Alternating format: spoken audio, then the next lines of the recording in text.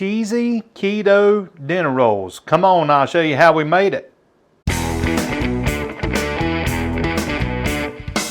All right, let's get into these ingredients. The first thing we have is 2 cups of mozzarella cheese. We've got 2 tablespoons of cream cheese, 2 eggs, 4 tablespoons of butter or 1/4 of a cup. We have some seasonings here. We've got a little bit of salt. We've got about a 1/2 teaspoon of salt, a teaspoon of garlic, a teaspoon of Italian seasoning, and 2 teaspoons of baking powder. And then over here, this is a 1.5 cups of almond flour. I've got it in my container here for something I'll show you in a second. I've got about a 1/4 of a cup of water, a packet of yeast. You've seen this in the grocery store, and if you like me, you wondered what it was for, we're going to find out today.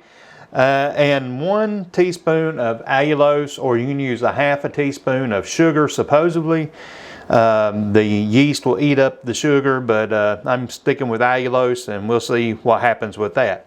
Normally I don't start out with a disclaimer, but today I will, because I was feeling adventurous. I really wanted a yeast roll flavor and a garlic cheesy bread kind of thing, and I looked around. I couldn't really find a solid recipe, so I got the ChatGPT to help me out. It's my assistant sometimes, and not that I trust that a whole lot, so I embarked on this. Stick around and watch to the end to see how it turned out. I think it was worth the effort. The first thing you want to do is activate the yeast. I will admit, all this is new to me. I don't bake a whole lot.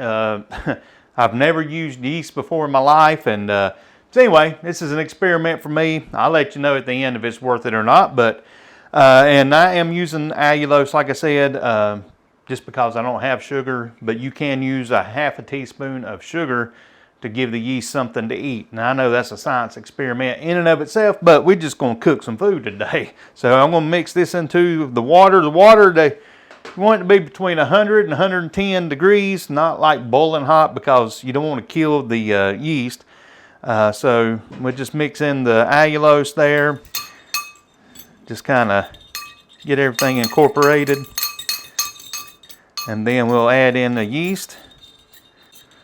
Just kind of stirring it a little bit and adding it a little bit.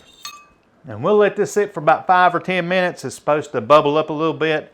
And like I said, I'm using allulose, so that's probably going to react different than your traditional yeast rolls, but we'll see what happens.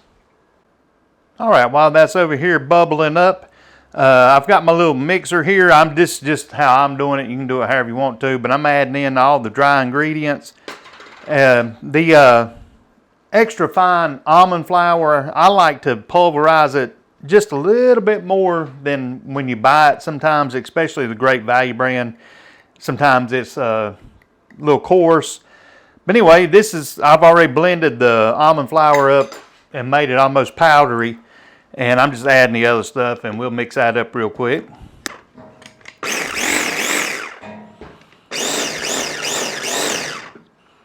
You don't have to do that. Like I said, I just like doing that to get it as powdery as I can. Incorporates all the dry ingredients together, so I can just dump it out of this into our mixture in just a second.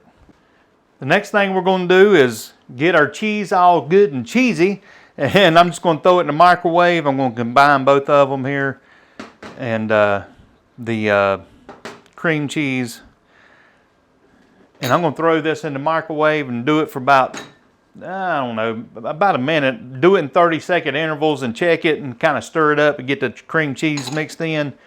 You don't want to cook it to death in there, but okay, I've got my cheese melted, the yeast is activated, got all the ingredients are present and accounted for, so it's time to start mixing this together. And what I'm going to do is just go ahead and throw the eggs, the butter, activated yeast, and we'll mix that together. Just kind of get that going. Now the dry ingredients, all of our seasoning and our almond flour, all that's going in. I love the smell of Italian seasoning, I think, and garlic, man, it don't get much better than that. And I'll mix that up a little bit.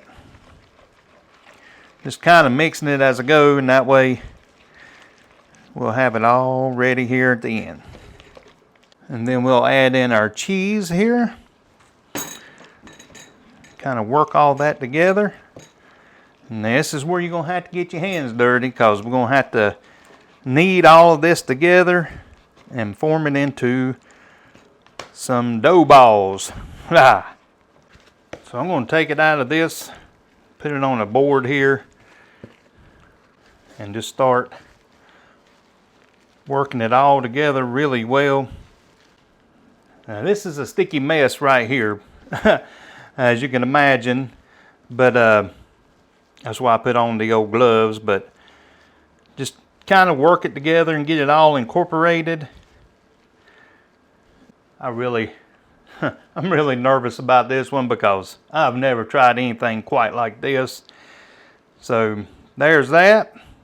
And here you've got options. You can either divide it out on a cookie sheet and put it in your oven. I'm using the air fryer today. I'm still testing out this air fryer, and it's got a proofing setting, which I've never heard of or used before, but I'm going to try it out. And I've got some parchment paper in here, and what I'm going to do is just try to get me an even amount and divide it up evenly. So I'm just going to kind of eyeball it. And if you're using the oven method, just put some out on a cookie sheet and let them sit for a little while and just kind of get comfortable before you start baking them. That gives the yeast a little more time to work. But like I said, this is all experimental. This is how I'm going about it. So let's get these into a roll shape and put them in here. Now these are not going to rise like your Hawaiian rolls, okay? Don't expect that. These are more along the lines of a keto fathead dough, but we're adding yeast to it to give it that nice buttery yeast flavoring. That's the kind of the goal, to separate them apart from just regular fathead dough. And we'll see how it comes out. So here they are. I'm going to let them sit for about 30-40 minutes proofing in the air fryer. And you can look in the description to get a better idea of how to do this outside of, if you don't have a proofing method there on your air fryer. But all right, let's pop them in there and go. So I'm using a proof button on this Cosori that I'm testing out for another video. If yours don't have that, that's fine. Just put plastic wrap over them and on a sheet, a cookie sheet or something, and stick them in the oven with the light on for about 45 minutes. And just let them get happy in there like that, and that little light in there give it just a little warmth. You don't want to start baking them yet. Or if you live in the Carolinas like I do, just set them out on the porch. It's 90 degrees out there, easy.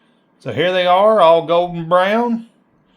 Might have overcooked them just a little bit, but we're going to put some butter on top and then test them out.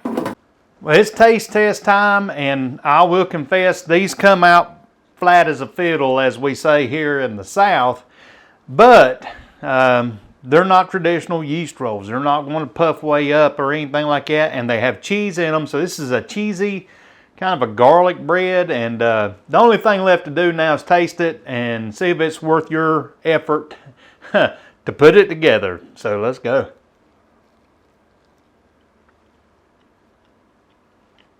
Wow. That turned out really well. That yeast gives it that good yeast roll taste, even though it didn't puff up like a yeast roll. It's creamy cheese in there, and butter and Italian seasoning gives it everything that I like in bread. This would be good to eat with a steak or a main dish or something on the side. But it's a good roll, even though it didn't look like a roll. Hey, I'm not worried about that. I'm worried about how it tastes. Hey, until next time, don't be afraid to try stuff out, because you just never know. You might stumble on something great, and may the Lord bless you.